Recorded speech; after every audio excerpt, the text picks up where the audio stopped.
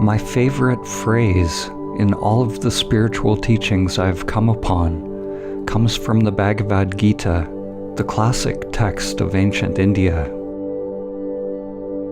It teaches, as it is. Observe and inquire into reality as it is. Normally, we see the world as we are, not as it is. To see reality as it is, we have to change the instrument we use to investigate, which is ourselves.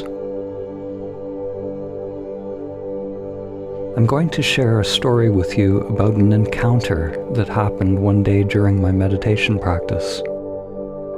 It was an encounter with beings that identified themselves to me as the Seraphim, which for those who are unfamiliar is the name for the angels that are said to surround the throne of heaven in the Bible.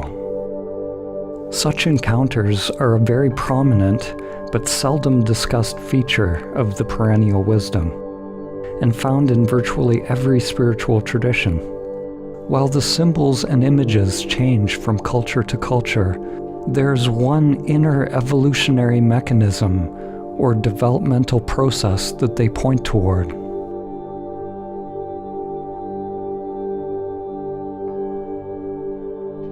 This experience was very humbling for me. For most of my life, my ego structure has had an aversion to people who talk about angels, or any otherworldly beings for that matter. I had a lot of judgment and concepts around these things. But nevertheless, I have a clear inner direction to report on my experience. So perhaps this is some kind of karmic reckoning for me. What I'm going to talk about is not related to religion or beliefs, but has to do with encountering new dimensions of your own being. I'm going to try to convey the experience precisely, without interpretation or concepts. I do have some insights that I will share at the end. But I think it's important that the description of the actual experience is neutral, without any embellishment. This experience happened during a period when I was doing a lot of meditation. I entered into a Samadhi state or a Turiya state, which is described in the Samadhi films in detail. So this was a state of continuous presence of primordial awareness, and it lasted for several days. I had been doing meditation for over 20 years, and also had run a meditation retreat center, the Samadhi Center in Canada, for several years.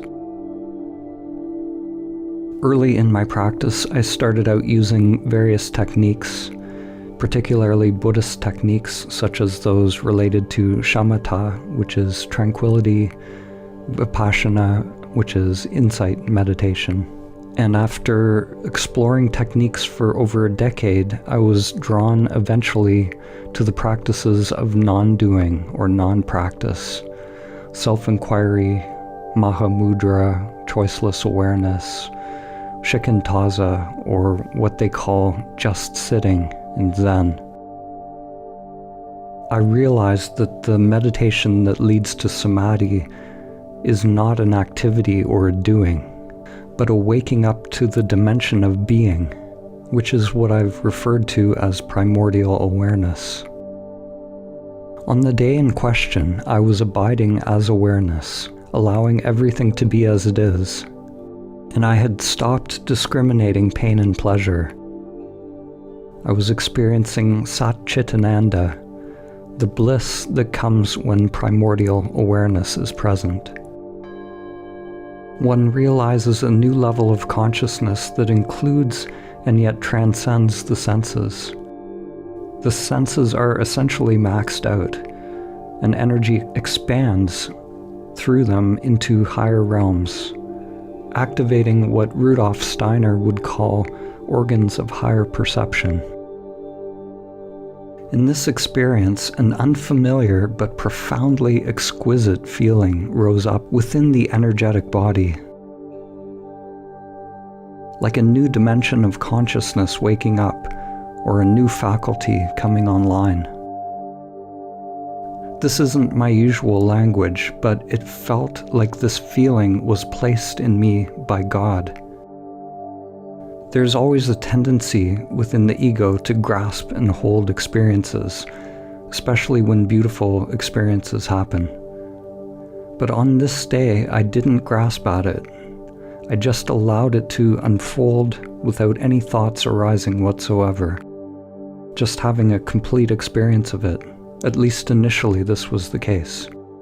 I would describe it as a deeply sacred feeling, and I felt intuitively that this was an ancient way to pray. This was prayer itself. Until this moment, I had not known what true prayer was.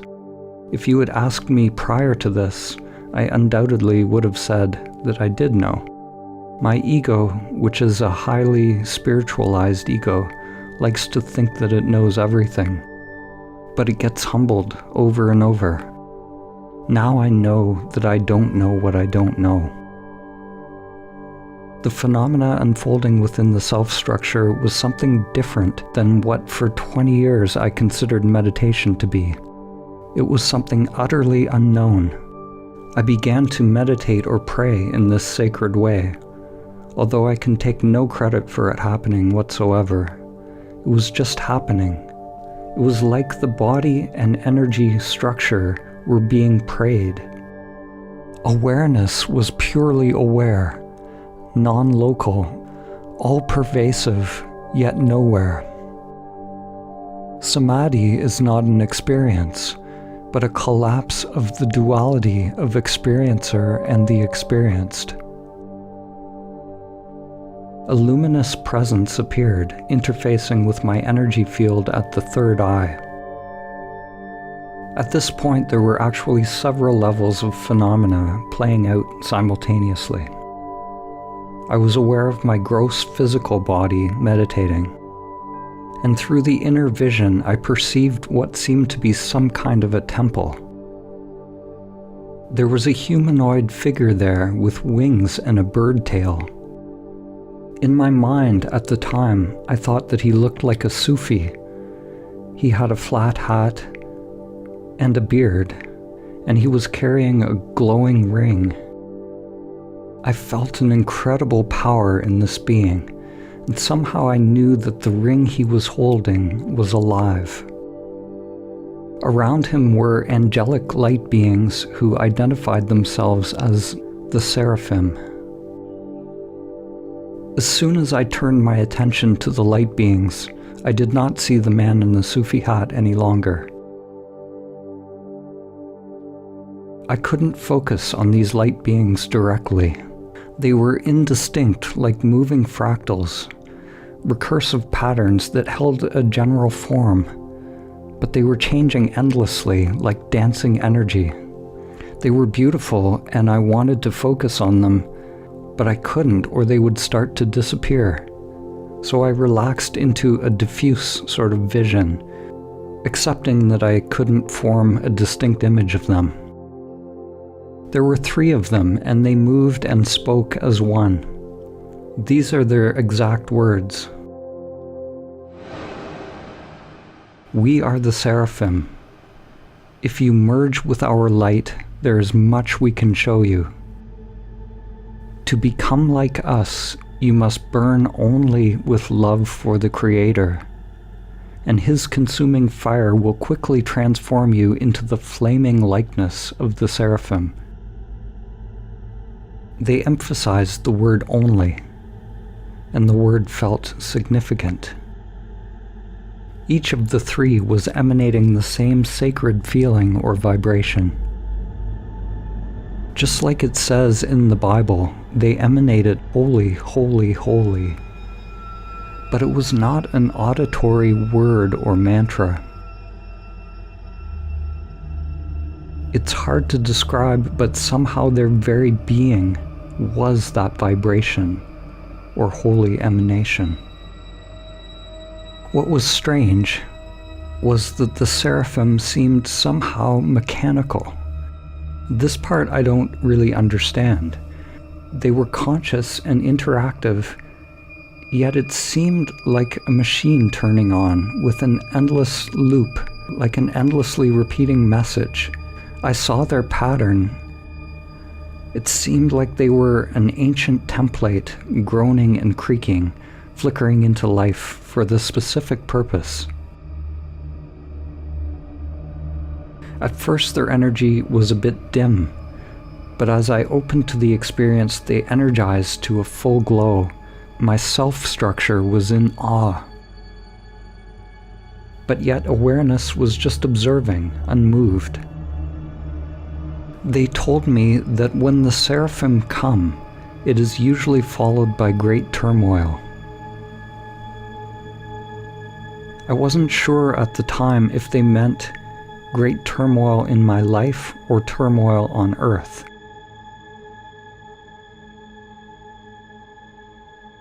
Through the Seraphim, the soul is able to complete its journey to God and live. Those were the exact words given. Through the Seraphim, the soul is able to complete its journey to God and live. The sacred feeling started to grow, and I began to feel a deep love, a love without discrimination, like a sun shining. There are no words for this. There was a deep letting go within my being, and I actually started to change into light, or emptiness, or both. It was not dreamlike, but absolutely vivid, and seemed startlingly real, happening on multiple levels of self. I started to burn with a living white flame, starting at the feet, and all of me was being pulled towards God. It was an atomic dissolution. I've gone through countless death experiences or letting go experiences. During meditation practice or entheogen experiences, breathing, yoga exercises, but this seemed totally different, more real, hyper-real and deeper, connected to the soul. It was a level of non-dual union and cessation of self that was absolute.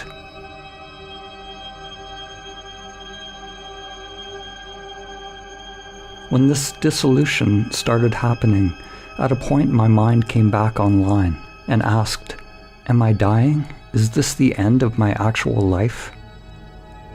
And as soon as that happened, I realized I had become identified. I had generated an egoic thought, a fearful thought, and the dissolution process stopped. Everything vanished. If whatever was happening had completed, I honestly don't know if I would be here to tell about it. So that is the description of the event itself.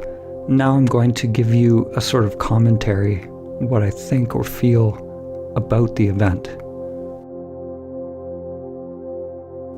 So first, this was a surprising event for several reasons. In this single experience, I confirmed without a doubt that the higher realms described by the spiritual masters are as real or more real than this world. It was also surprising that it happened to me, even though to a large degree there was a letting go of my self-identification. I certainly am not the strongest meditator. I'm not prone to devotion. And although I've done a lot of inner work and maybe purified many attachments, I still fall into identification and ego entrapments. I'm far from being any kind of saint. So my opinion, or my feeling about this, is that I was given a preview of what is to come, of what is possible for human evolution, so that I can tell you about it. To prepare the groundwork for those who will come in the future, who will grow and evolve into union with the Source. Through imitation of the Seraphim, or you could say by matching their vibration, humans can have the same unmediated union with God. We're meant to imitate them, merge with their light, to become like them, but not to worship them. They represent a latent possibility within ourselves. It's important to let go of the experience so that you don't add it to your self-structure, so that the ego doesn't hang on to it and create some identity or some new locked-in worldview. The paradox is that peak experiences or mystical experiences tend to unfold around Samadhi. But it is important not to confuse any experience with Samadhi itself. There are a number of insights that I've taken from the experience. When I came back into the world from this, one huge insight was that we as human beings are utterly ignorant of what we are and what our place is in the universe. Humans are myopic creatures full of hubris to a degree that is laughable. We've mastered the arts of distortion and delusion and limitation. We've lost any sense of our place in the great chain of being. Instead, we've cultivated an independent self, which is an amazing creation in its own right. But this independent self has now grown to a point where we have a choice. We have a choice to serve the directions and wants of that self, or to rejoin the spiral of life in alignment with the divine plan. Realizing Samadhi is only the first step in an unfathomable unfolding journey to expanding the inner lotus into higher worlds, or the enlightenment process, which is a trajectory, not a destination. Awakening is waking up to the unchanging dimension of absolute being, pure consciousness, while enlightenment is about the ongoing dance of evolution and involution within the manifested world, the endless cycle of becoming, being and becoming, merging, dancing as one. The human game allows the possibility to create an expanded and purified human vessel. The catch is we have to sacrifice the egoic wants to allow this divine connection. This is why Jesus is referred to as the Lamb of God. Jesus, the human person, was sacrificed so that the Christ consciousness, the Logos, could live through human form. Many non-dual teachers will say, everything is perfect as it is. Primordial consciousness is perfect as it is. There is a sacred simplicity in this moment, a sacred perfection in this moment. And yet at the same time, we're growing this ever-unfolding lotus with the possibility of offering the human vessel to be inhabited by these levels of consciousness. The paradox is that it's all you, in the big sense of you. This higher level of consciousness isn't some foreign entity, but you are that. An angel is simply a conscious field of fluctuating energy, with the sole purpose of connecting us with the one source. This little human being wires into it and becomes more of what it can be, becoming more of a bridge from the manifested world to the unmanifested. In this sense, the Seraphim are teaching us what we might become.